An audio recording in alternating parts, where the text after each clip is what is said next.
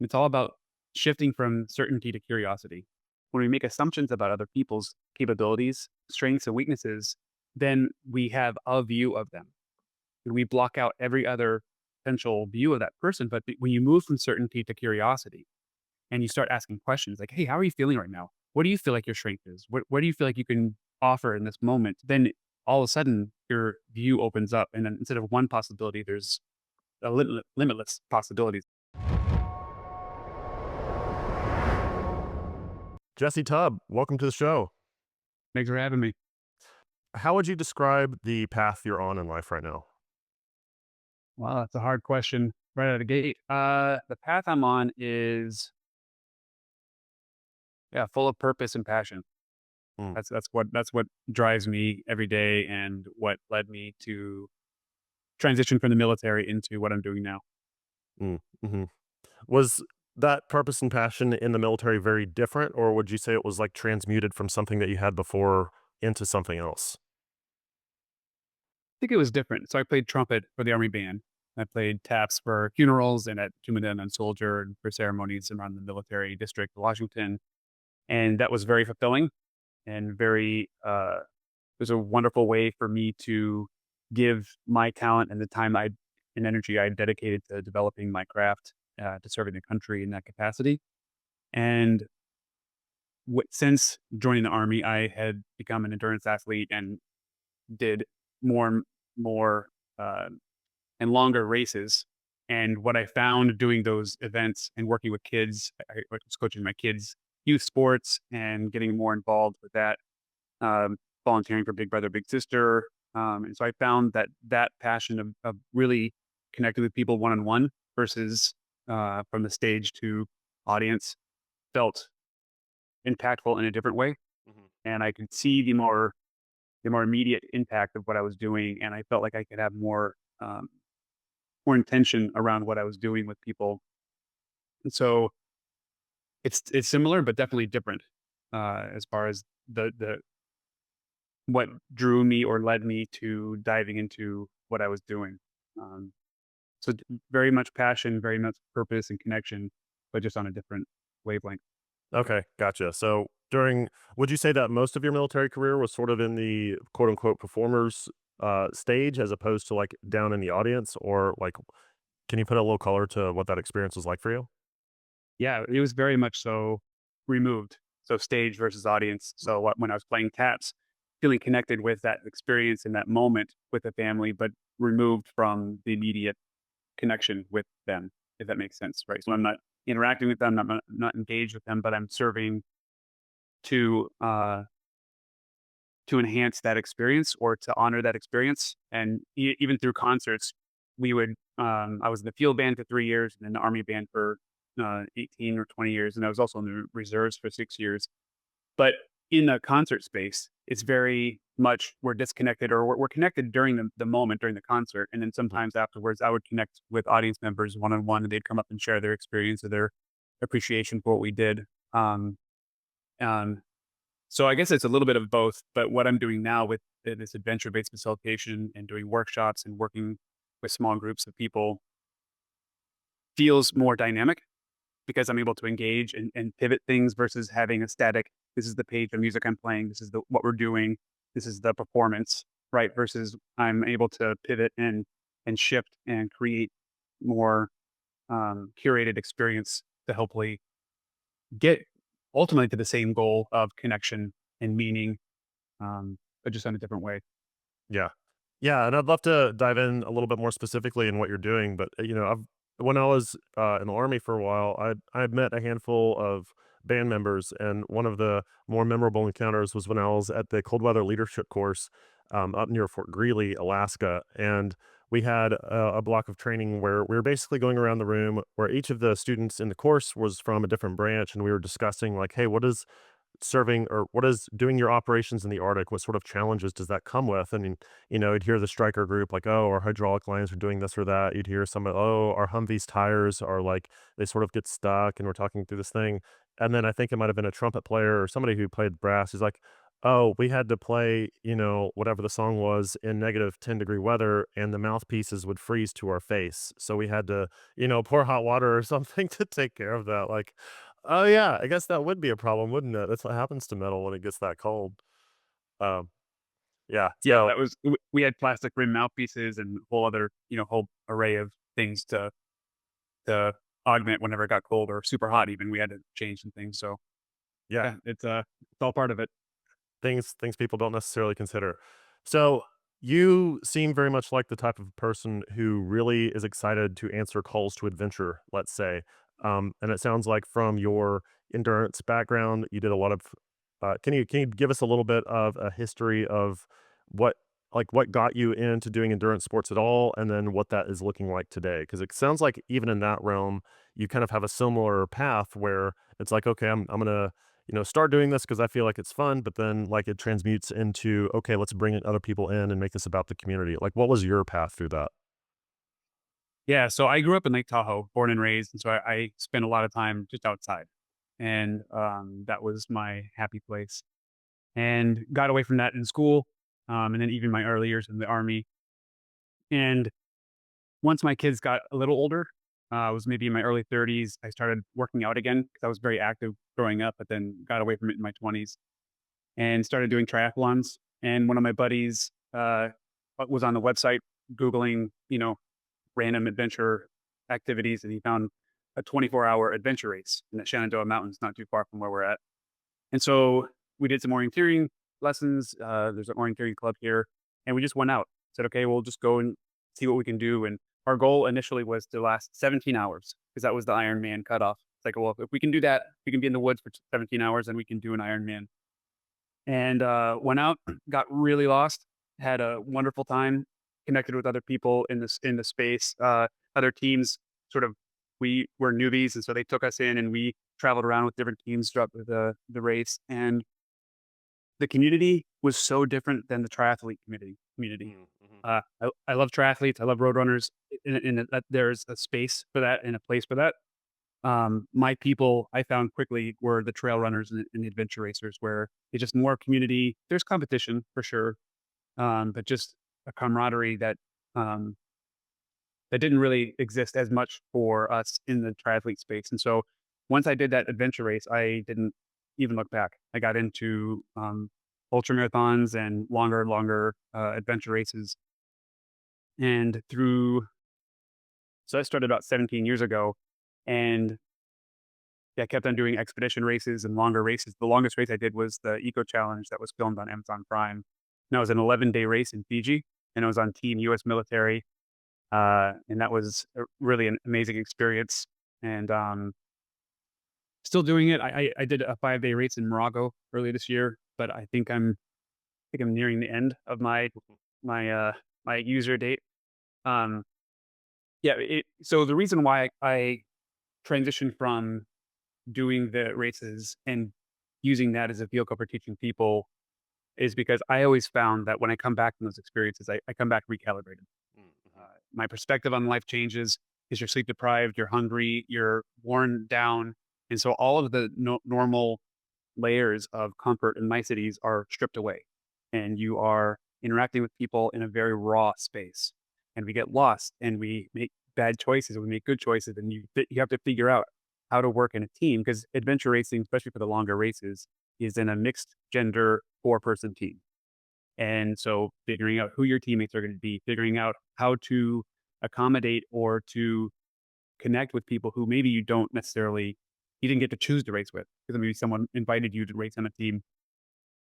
And so all of those things that I had to learn about communication, emotional regulation, um, connection, leadership, all those things that showed up in that endurance space, I felt like were really valuable skills and tools that I once I became intentional about transferring those skills to my regular life, because it was a long time where I was doing these harder and harder races and building this resilience in this space.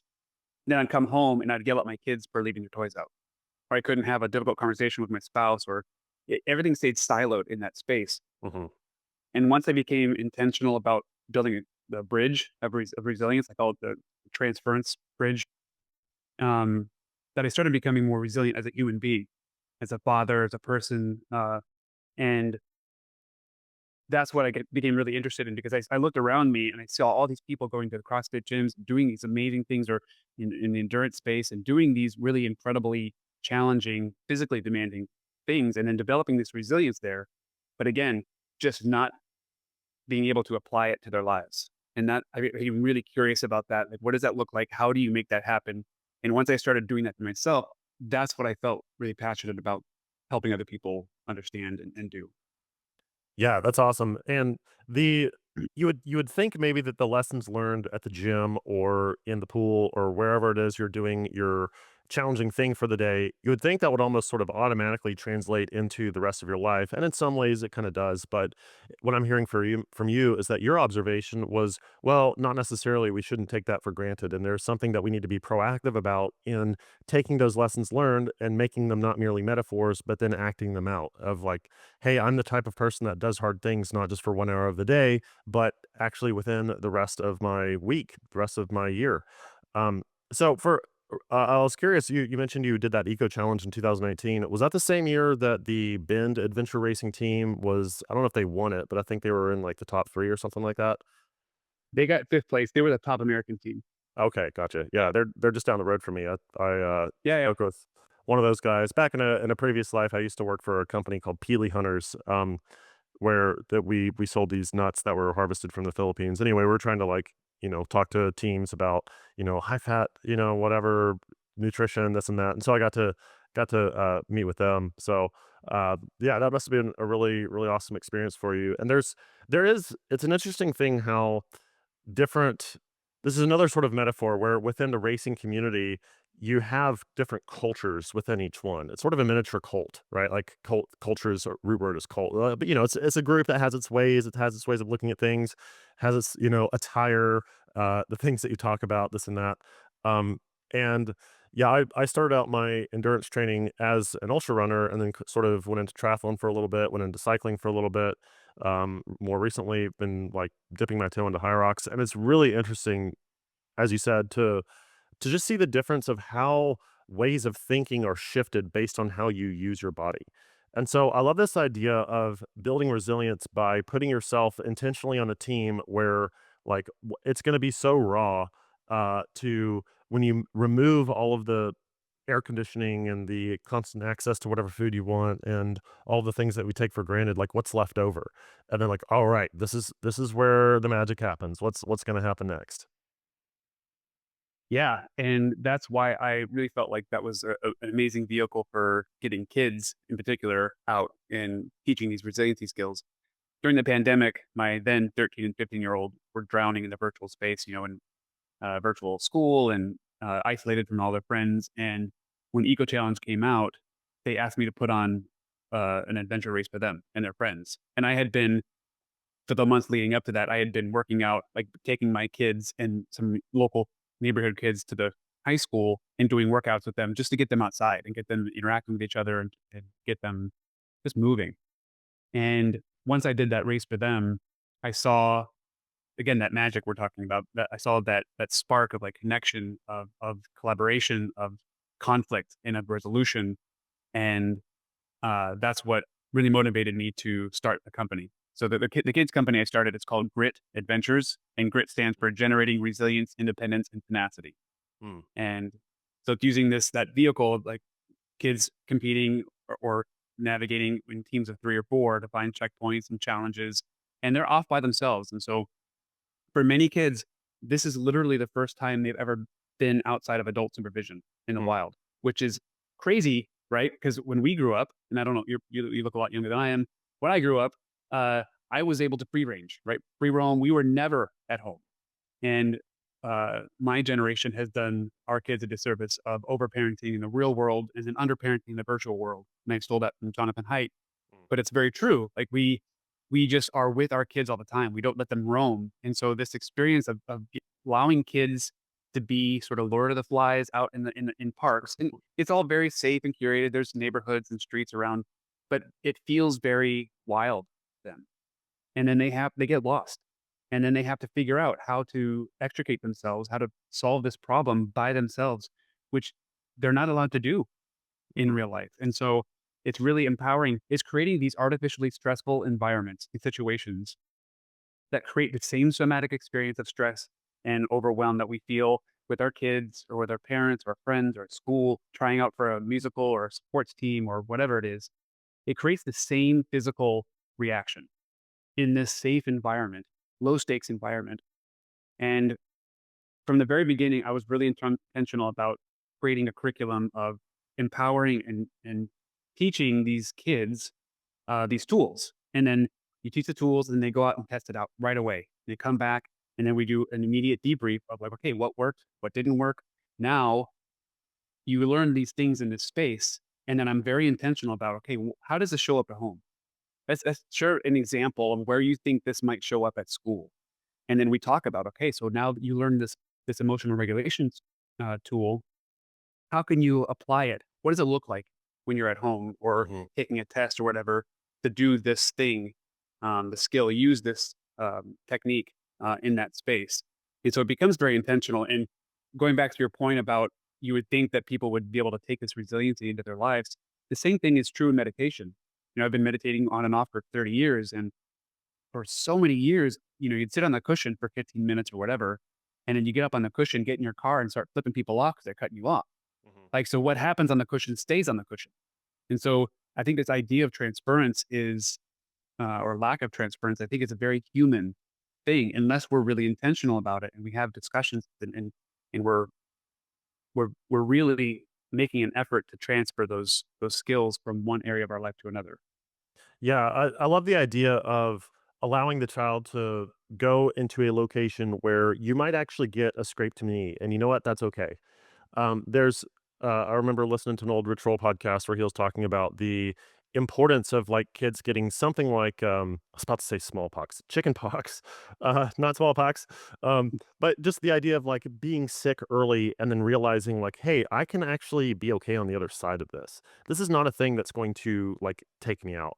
And there are a lot of parallels there too with I do some CrossFit coaching and some of the newer athletes, part of it is just they need to get some conditioning and get that base going. And another part of it is teaching the nervous system almost, hey, this sensation that you're feeling right now is not the same thing as almost dying. Like it might sort of feel that way, but there's sort of this recalibration where I can learn how to push harder. And the interesting thing about that is like only you know where that point is. Right? Because both of us are pretty seasoned endurance athletes. I'm sure we've been in the hurt locker several times or the pain cave or whatever you want to call it when it comes to, doing your VO2 max intervals or you're on hour, 13 of an Ironman or something like that, and you still have half a marathon to go. You know what that feels like. You've sort of been there before. Um, and there's an interesting parallel too with military training. It's like they say train how you fight. And the the challenge with that is that you can never quite simulate what real war is. You can only sort of play, if you will. John Vervaeke has a really interesting take on this. He talks about how he's a professor out of Toronto. He's got a couple of courses that I've gone through on, um, you know, uh, like intelligence and rationality and things like that. But anyway, he has this really great example of what would it what would it be like to be a vampire? Let's say I gave you he has this silly example to make the point. He's like, I have an offer for you. You can become a vampire if you want, and here are all the benefits of being a vampire. Do you want to do it? And it's like, well, I don't know what that would be like. I can understand it intellectually. I can read about it. I can understand it. The technical term would be propositionally. I can read a manual of the description, but to actually be that, I don't know what that is. And so what you do is you sort of like blur the lines a little bit and you play. You're sort of in this in-between space where it's sort of like a simulation for training for war. You're doing the best that you can to blur the margin between sort of the proverbial ordinary world at home and when stuff actually hits the fan out in the quote unquote real world. Um, and so it sounds like the adventure um grit, remind me what grit stands for again? Generating resilience, independence, and tenacity. Okay, yeah, through doing kind of these little mini adventures, that's kind of what that is. What I'm hearing is like it's serious play, I think is the way Vervaeke puts it, serious play, where we're going to like even in childhood development, when children are sort of quote unquote imitating mom and dad and like playing house, they're not necessarily imitating the exact like father and mother. They're imitating images of father and mother as such. What's it like to be here? And sort of then you can kind of create a whole little micro world, and that allows it sort of opens up new ways of being elsewhere. Um, can you describe, like, what's the sort of age range and what's like can you describe a little bit more of the experience a child would have in that program? Yeah, so it started out as, between 9 and 15 because I found the sweet spot, especially during the pandemic of kids who were old enough to understand some of the curriculum and sit long enough to have discussions and think deeply about some of this, and not too old that they weren't able to play. Like, I love that framing of this sort of serious play framing. And what I do so when it started out, that was the age range, and I would intentionally partner the older kids with the younger kids because that's all Mm, part of it, right? And I've since done these types of adventure-based facilitation for families, and so I'm on the advisory board for TAPS, the Tragedy Assistance Program for Survivors, and I've facilitated weekend retreats where we take these families, they're down a team member, and I'm very intentional about adopting a team mindset now that you're down a team member, and having these team experiences, these adventure-based experiences where they have to go through, and I create challenges that are intentionally designed to empower the kids. Things that only kids can do or the things that they would know.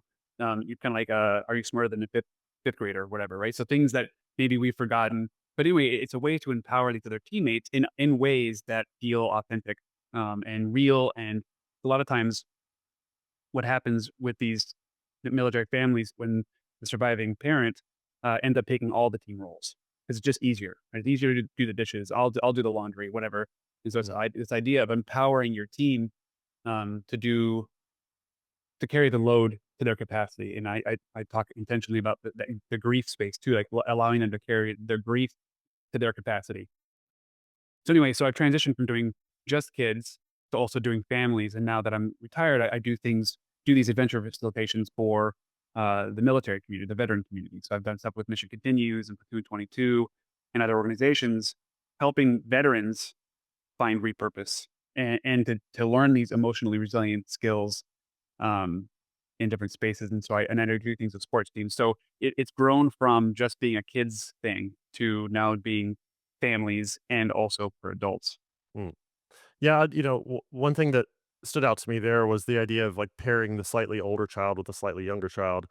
And I think that's such a fantastic strategy because when you start to give that older child, like, "Hey, this is now your responsibility," or this could even work with, like, let's say you have a 5-year-old and then you have a new child on the way. You tell the young boy or girl, like, "Hey, this is like your brother, like, not this, or sister, like, this is your ownership now that you have this little carved out domain that you can now take responsibility for." There was a very difficult military challenge during the Vietnam War of these generals who were trying to figure out how on earth do you motivate, an E3 who got drafted to go and fight in the war he didn't want to be in. Like, that's one of the more challenging ways, like, one of the biggest challenges of how do you motivate somebody to go and do any of that? And the best answer that they came up with is, like, give them more responsibility. Like, hey, here are your Mm. teammates. This is now your role. I tried to take that lesson and apply it when I was a company commander to, I would tell my, platoon sergeants and squad leaders, I'd say, "Hey, anytime there's a new soldier who comes to the unit, especially in a reserve unit where you don't necessarily see somebody almost every day, and before the end of their first drill, they need to know, like, hey, if you're not here, this role isn't filled.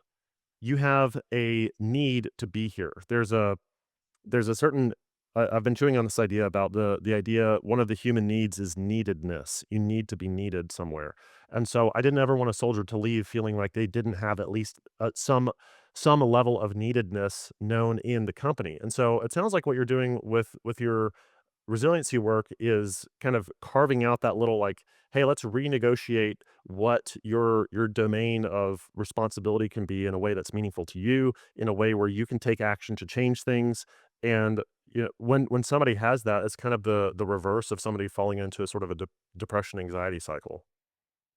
Yeah, and what I love about that framing is that one of my mentors is a adjunct professor of leadership at Johns Hopkins, excuse me, and he does a lot of these leadership facilitations for veteran organizations. He's a veteran as well, and he is very intentional about not using the word leadership or leaders. Sorry, he doesn't use the word leaders. He said leadership is something that anybody can embody.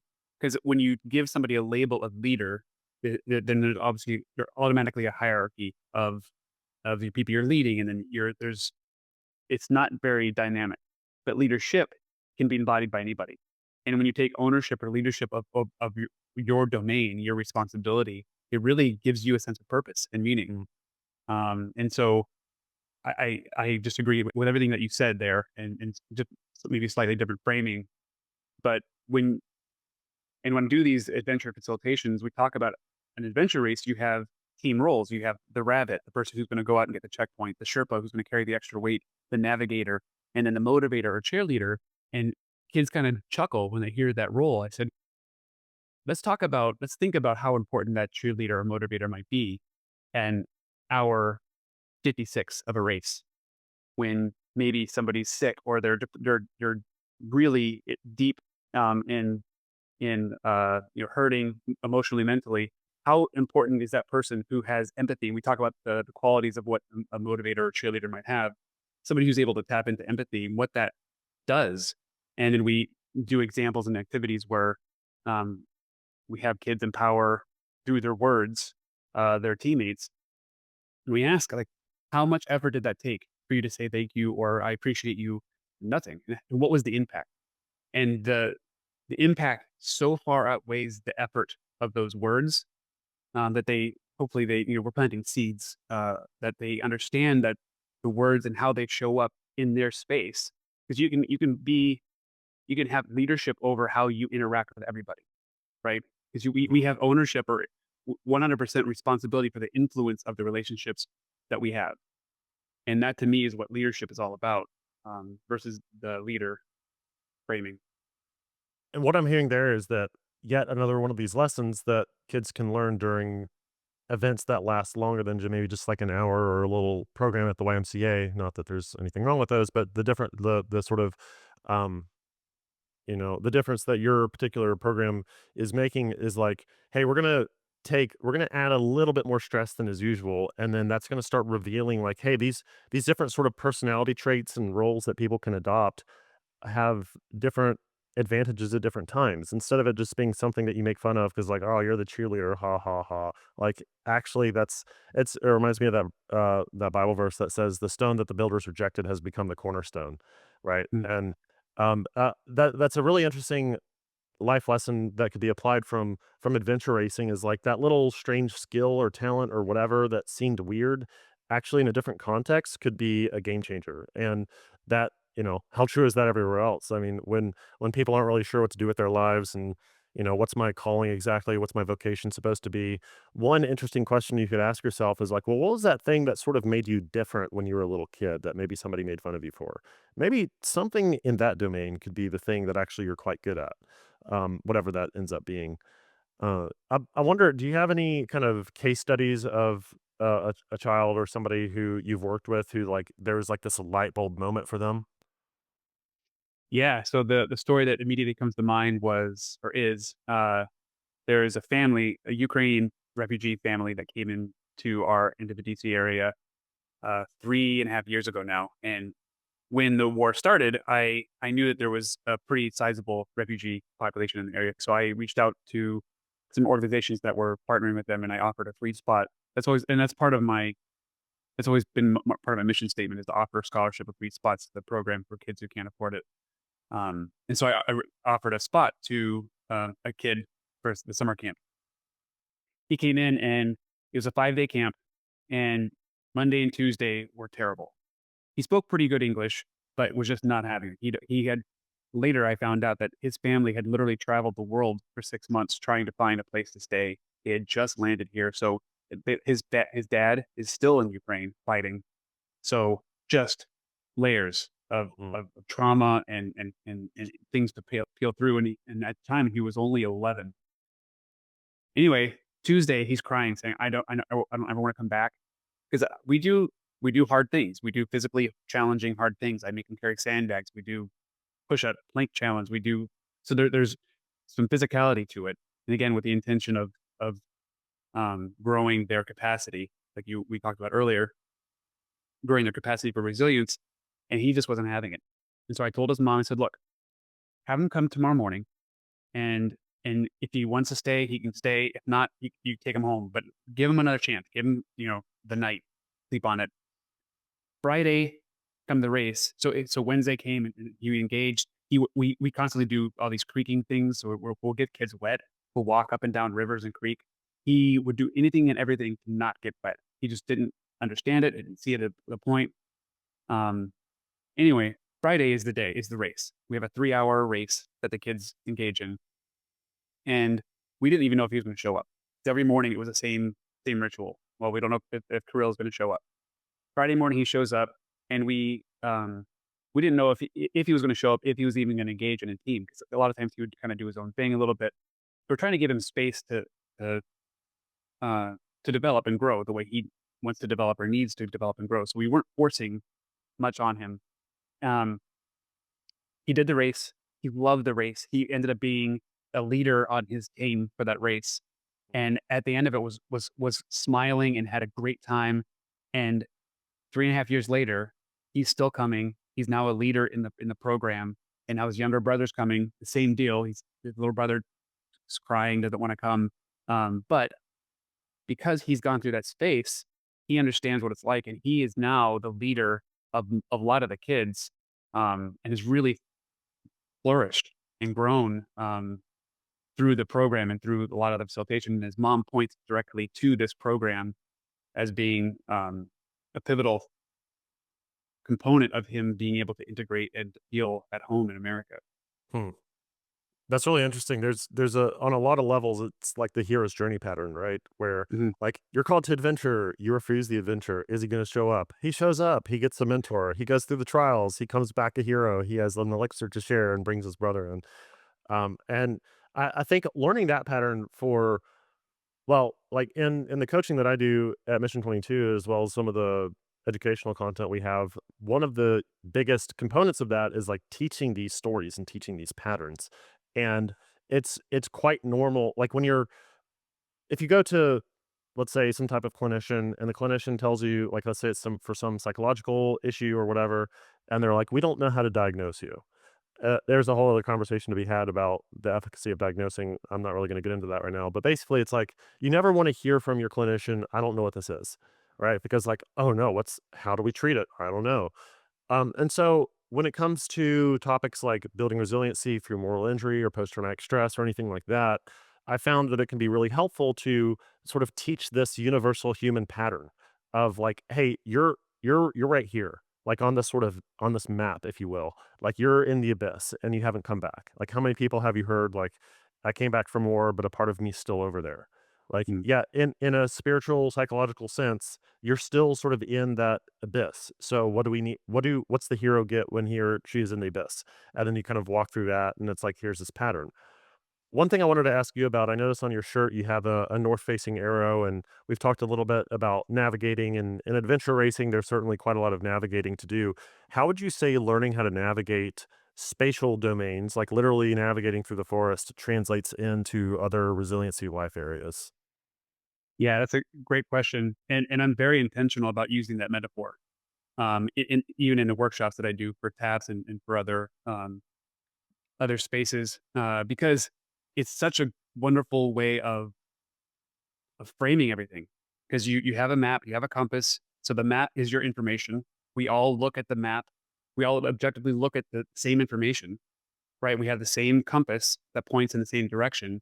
And I do this value mining exercise where we talk about these are your core values, and that's your compass when making a choice between going to this checkpoint or that checkpoint. Um, and we'll get lost, right? And and that's going to happen, and it's okay to be lost. And how it's how you respond when we're lost, when we're scared, when we're fearful or overwhelmed. That's what matters, right? How you respond to the issue is the issue, right? I love that Mm. phrase. Hmm. And so using the map and compass navigation and the compass as a metaphor for just life in general is something that I'm very intentional about doing. And we talk about you're going from this checkpoint in the ravine. and the other checkpoints on the other side of this hill. So you have to check in with your team. Are we going to go up and over, or are we going to go around? So that's when you check in with your team, and this is metaphorically as well. You check in with your team, like, are you physically capable? Are you emotionally ready to do this up and over, or do you want to take the safer, longer route? What are the obstacles? What are the challenges of going in each particular route? And then not just making a choice for your family or your team and saying, we're doing this, we're taking the hill. You got to check in, Mhm, right? You have to look left and right. You have to swivel. You have to figure out what your teammates' strengths are, because maybe this particular team that you're with in that moment, their strength is is speed, or climbing hills or whatever. Or maybe their strength is more speed, and so you're going around on the trail. And again, metaphorically, you have to check in and you have to know, you have to be curious. And it's all about shifting from certainty to curiosity. This is mhm, something else I talk about, because when we are certain, when we make assumptions about other people's capabilities, people's strengths and weaknesses, then we have a view of them and we block out every other potential view of that person. But when you move from certainty to curiosity, and you start asking questions like, "Hey, how are you feeling right now? What do you feel like your strength is? What do you feel like you can offer in this moment?" Then all of a sudden your view opens up, and then instead of one possibility, there's limitless possibilities of how that person's going to show up. And again, I'm very intentional about talking about that in families, because as parents, how many times have we said, "Oh, Marcus, he's the smart one. Alice, she's the athlete," and then we carry these labels with us from well-intentioned adults in our childhood all the way through our lives. And I'll just share this one quick story. I was doing a workshop for TAPS a couple years ago, and this 80-year-old woman, after doing a value mining exercise, she looks up and literally crying. She goes, "I've been living my mother's values my mm, entire life." 80 years old, right? And so it's this idea of allowing people, giving people space to be who they are, and to engage in that moment in the way that resonates with their strengths and weaknesses, that really lets people feel like they're part of the team. mhm. And I know I veered off there a little bit, but I use that navigation and compass metaphor a lot when we're talking about this framing of how to connect with people and how to communicate and everything. That's awesome. What I'm taking from that is, one is the issue is not the issue, it's the thinking about the issue that's the problem, right? I feel like a couple of Stoic philosophers come to mind there. And then you also mentioned how I heard a growth versus fixed mindset idea, where curiosity versus certainty, and this is an interesting balance, right? And what we've been talking about a lot today is exploring the land of I don't know, as a coach of mine once put it. What's the land of I don't know look like? And there's of course always going to be a balance, because you do need a home base. You need a place that is certain, that is like, okay, I can go back to here and I have some level of predictability. I need my fire to return to after I go out hunting. But the problem is, at least as we're talking here in the summer of 2025, there are so many forces that are like drawing you back into that fire, and it's just you never leave. And it's sort of this like constant negotiation of how often do you go back and recharge, and then how often do you go out and like forage or hunt, as it were, or maybe literally. And so it seems to me right now like the part of building resilience is what is needed generally is less like, "Hey, go find the soft, comforting blanket at home and feel safe," and more like, "No, you need to go out and, like, take real risks, put real skin in the game." And, uh, so I wanted to ask you too, you've done a bit of work with, like, MRT in the military, which is Master Resiliency Trainer, I believe. W um, and when I was, in my years of service, I never really had a resiliency class that was any more than like, "Hey, hunt the good stuff," or whatever, and just like doing all these little silly exercises that like talk about like not being able to translate that into the rest of my work or whatever.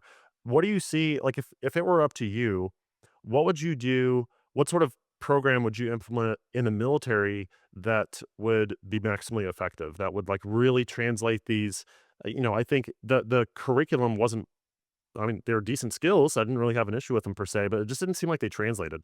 What do you think it's sort of getting wrong, and, like, what would you do if you were in charge? Yeah, that's a great question. I was actually part of the last cohort that trained with the University of Pennsylvania resiliency program at UPenn for the master resiliency training. So I got directly trained by her and her staff. and I'm blanking on her name right now. And the way that she and her team had envisioned the implementation of the of MRT program was every block was going to be at least a 2-hour training, and there's something like 14 or 15 blocks. And in the military how much training is required, and a lot of it's great training, but the amount of required training that each program requires is overwhelming. It's too much to then be able to actually do the mission. And the biggest issue that I've found with programs like that and any other programs that are well-meaning and well-designed, if they're not given its due course, if they're not getting given the time to actually implement and to reflect and to experience, then it ends up deflecting, right? Instead of integrating. Mhm. And what I found with there's 270 people in my unit, and we would do this mass training. 15 minutes was what I was allowed to train a 2-hour block of this curriculum. Again, it's all great stuff. It's all the concepts are ancient and ubiquitous, and I love the framing of a lot of it. But there's no way that you're gonna be able to effectively translate or transmute this information to people in that environment where we're just sitting statically in a space, and I'm talking to 269 people about a concept that I have to distill into 15 minutes. And so what I ended up doing was I ended up bringing in other supplementary things that I felt were more appropriate. So mindfulness stuff.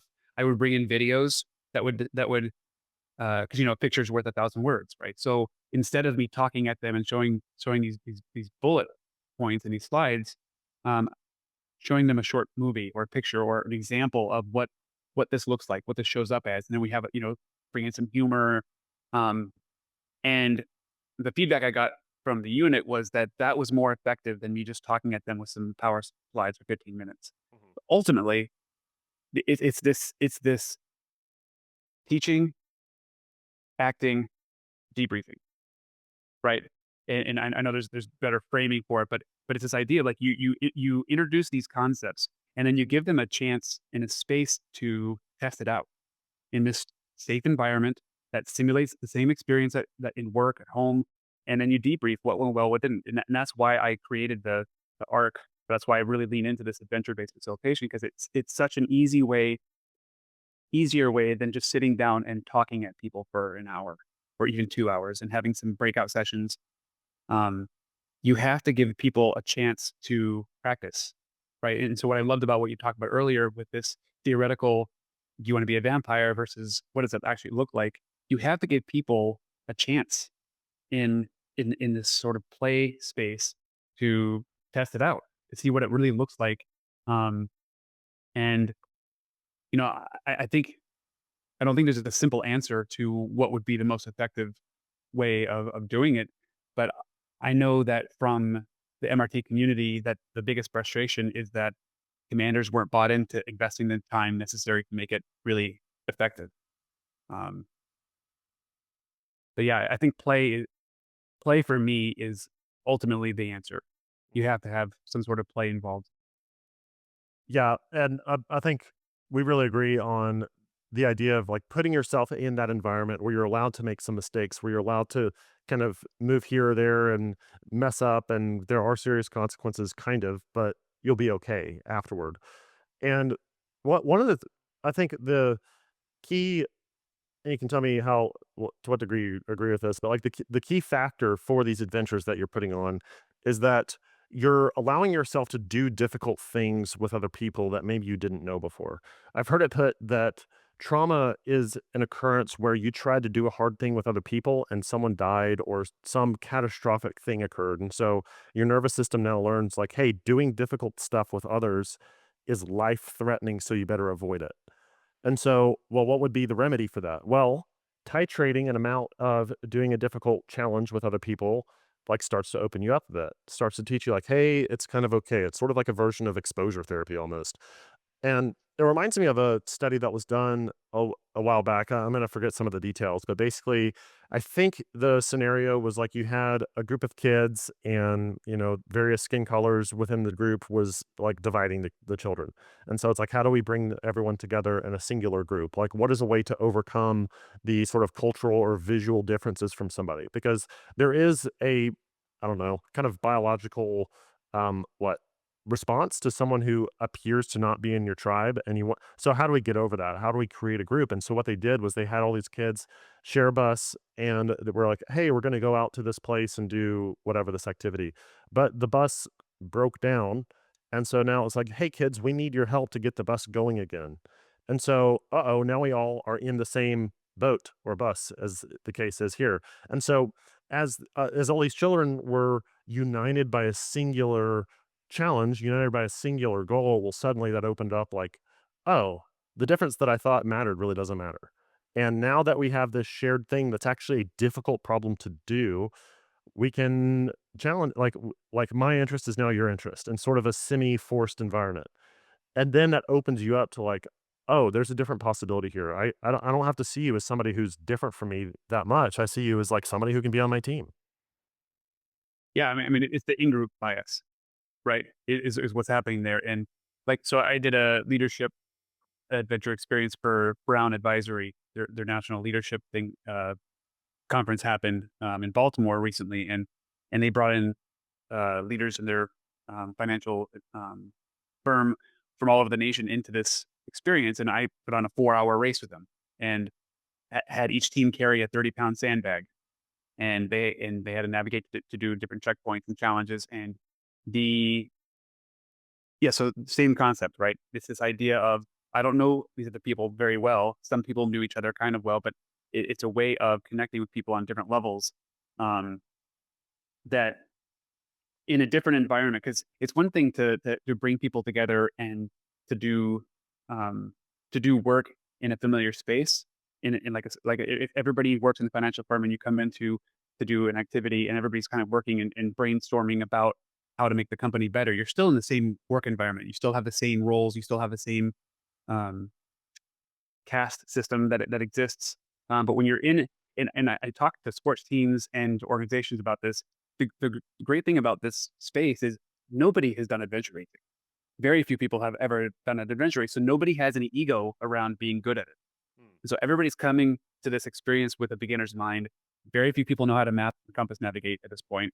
And so it's a chance for people to go into this blank slate and to test out and try out different ways of leaning into their strengths and weaknesses. But um, yeah, every time I've done some sort of group activity where there's different cultures or different classes mixed in with the program, either whether it's a day event or a couple hour event or even a camp, that what it's happened because we make teams that are formed from different kids. Like we're constantly changing the teams up, and so people are learning. Again, so age is also a bias that we have too, right? So we have older kids and young kids, like I said earlier. Um, but yeah, I think that framing of doing things with other people together sort of widens our in group. Yeah, yeah, totally. And I think a lot of societal challenges can be remedied if you actually have a shared challenge. Well, like what's like one of the things in Mission 22 that one of our taglines is "United we heal." We have to have a singular thing that we're all here kind of doing. Like all of us have taken a wound of some sort. Like welcome to the human race. Can we first off start on that? Like we need help. We need to help each other, and we have help that we can give. And so as we kind of wrap up today, for the listener who's like, I want to participate in something like this. Maybe I don't have access to Jesse's program or whatever. How do I kind of take some of the key lessons that you're cultivating with all of the work that you're doing and kind of simulate or apply that? Like how could I do serious play for myself and my own family? How would you respond to that? Yeah, that's a great question. Um, I think ultimately the answer is everybody. So not everybody loves adventure racing, right? And so I've done some partnerships with the Spartan Race Company and with their youth initiative to try to get They've given me free tickets to give away to their events.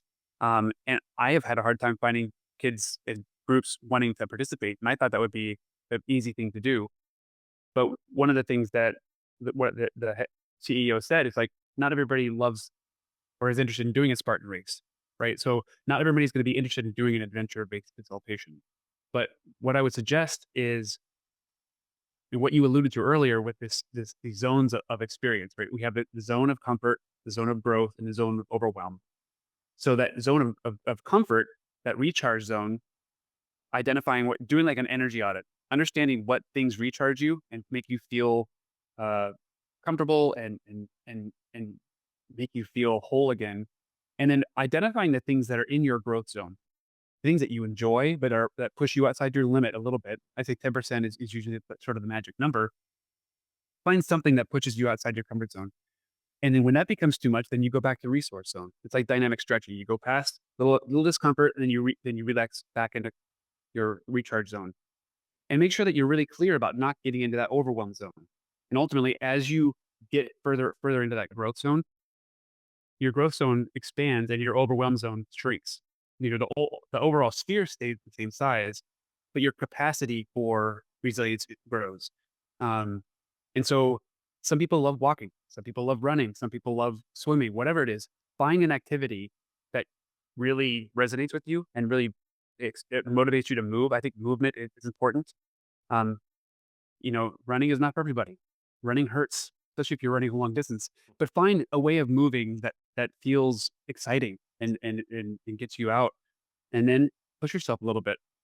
And one of my favorite phrases or sayings in this space is from Courtney Detweiler. She's an amazing ultra marathoner, and she says that every time she does something hard, she's chipping away at her pain cave. So her pain cave becomes her capacity grows every single time she does something more challenging. And I think we have just become so complacent. And I know sounds cliche at this point, but we become creatures of comfort. We're going from one conditioned environment to another conditioned environment. So spend time outside. Get get feel the mugginess, feel the disgustingness, feel the cold, and um, it doesn't have to be go take ice baths or whatever, but just get outside your comfort zone a little bit, and then when you grow your capacity to become more resilient in that one particular area, understand that that is almost like your Iron Man arc core reactor, right? And I use that metaphor a lot. That becomes your source of resilience for other areas of your life. And when something challenging happens at work or with your spouse or your kids, you can tap back into that energy or that reservoir of resilience that you've developed as a way of coping and navigating through that challenging situation. But I think it only happens if you become intentional about it. Yeah. Yeah, man. I think that's a great message for a lot of people to take away here. And one example from kind of the clinical world of how that can work is if somebody has some type of a phobia, a diagnosable phobia where there's just this irrational thing over whatever it is, after a course of treatment, if they begin to get better, you'll notice that that skill generalizes. If you learn to conquer a fear, that I think Carl Jung says, where your fear is, there is your task. When you do that task, it does begin to generalize. You do begin to realize, like, oh, I have what it takes in me to do whatever is next. It's not just like a singular thing, like I'm just getting better at running or cold plunging or whatever. It's everything else. Like I'm the type of person who has what it takes. So what's next for you? What's on the horizon? Um, what's on the horizon? I just got back from Vail. There's a company called Kids Adventure Games, and they used to be a nationwide race organization putting on adventure races for kids at ski resorts and other areas. And they're looking to sell. So I'm thinking about taking that over. Um, and I really want to do more work in the veteran space with more veteran communities, veteran organizations to get this adventure-based facilitation in into the hearts and minds of people who I feel like would resonate really well with this sort of physicality and resilience training. And yeah, I think ultimately that's what I want to do is I want to do more of these workshops and more adventure-based facilitation for people because these skills have helped me contend with my own stress and anxiety. and so I want to try to help other people do the same. Love that, man. Really appreciate all the stuff that you're up to and what you're doing for the kids and veterans and everybody in between. Where can people go if they want to keep up with your latest adventures? Probably Facebook or Instagram, Grit Adventures, and then Jesse Tubb, Instagram and Facebook. All right. Thanks so much, man. Appreciate your time. Yeah, thanks for having me.